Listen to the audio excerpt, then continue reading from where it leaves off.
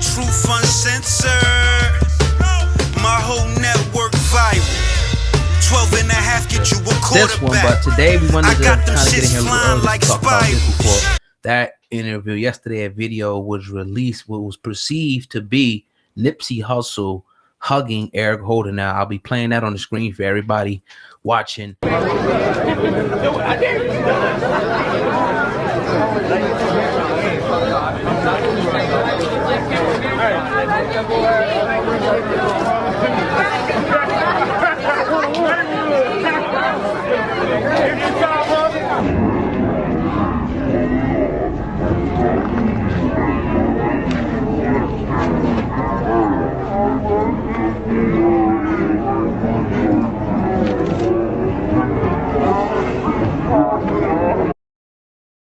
Watching right there. Well, the video floated around. We talked about it yesterday. We didn't release the video, but apparently Nipsey Hussle's family, responded to this video being posted and pretty much said it is not Eric Holder, it's Nipsey embracing someone called Flacco. Once again, it's not Eric Holder. And they're saying that the clip was taken about 6 months prior to Nipsey Hussle's shooting. Now, it was an individual who went on Vlad TV. And he pretty much said that he knew and that Nipsey was signed to, that Eric Holder was signed to his label back in the day, and that story has been debunked. They also said that that's not true. They had no prior business dealing. So Nipsey Hussle's family, speaking out, debunking that. I'm glad they did because, it'd have been a bad thing for that to continue to float around like that. But it wouldn't be surprising, nevertheless.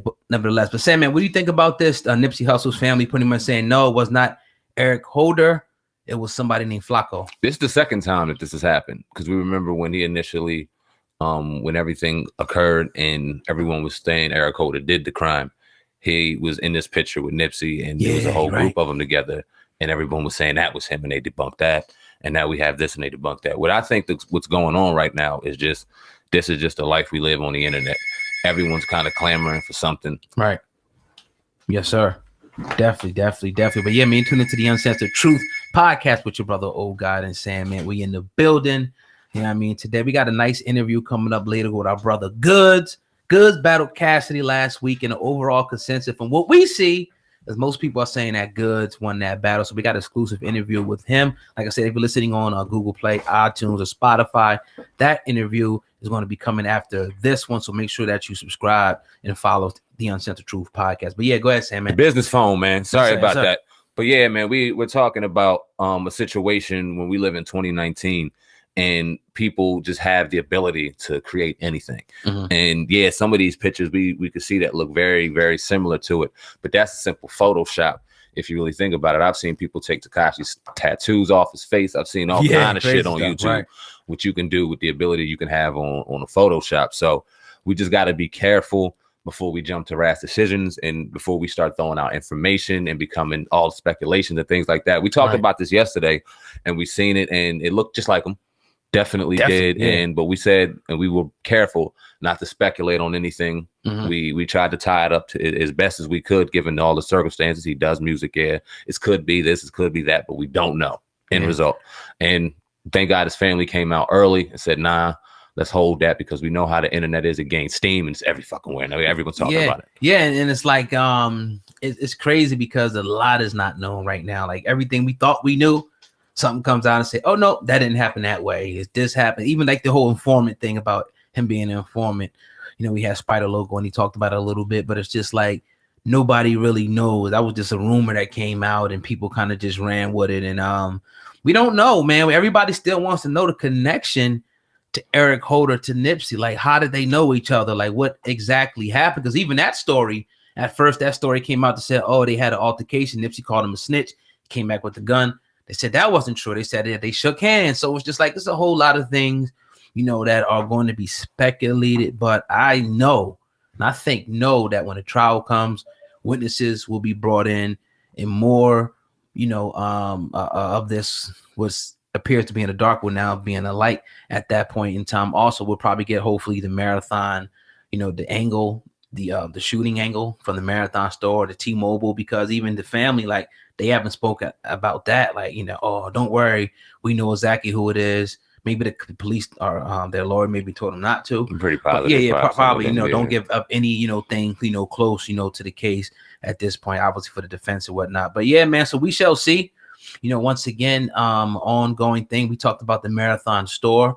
You know, I actually did talk to Darren today about that and whatnot, and but that's another whole nother conversation. But the store, you know, shutting its doors and whatnot, but still taking online orders. So, you know, they you know, peace to the family, man. That's all I can really say at this point. Indeed, man. And I want to see that Marathon store thrive. I want to see it do well. This is a problem that they're having, but it's a good problem that they're having. They have an outpouring of support.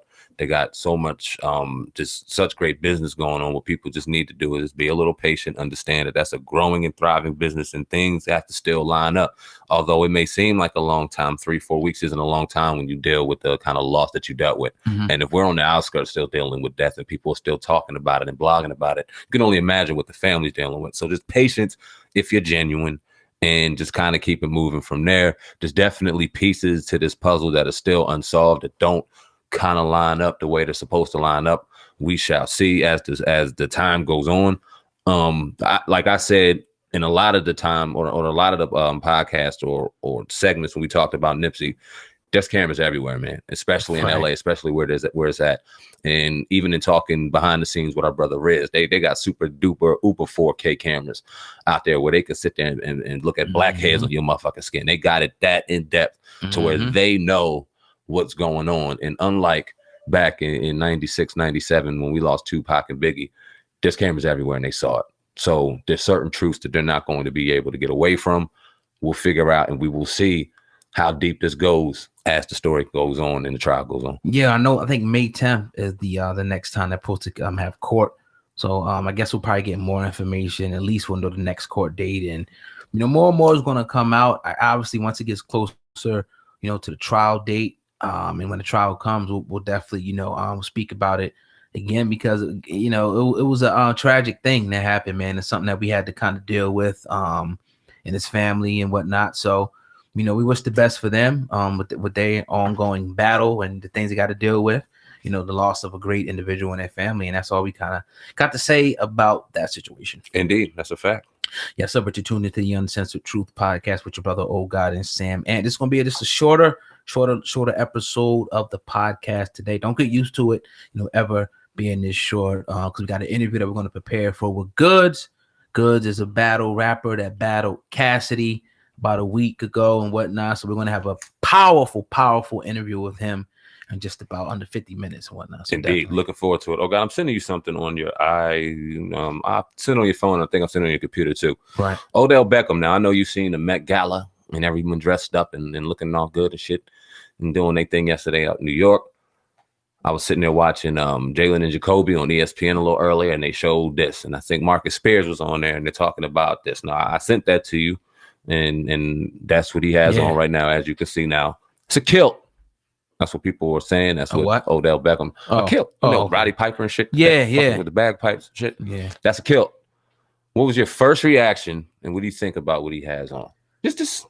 I mean, it don't surprise me from him. You know what I mean?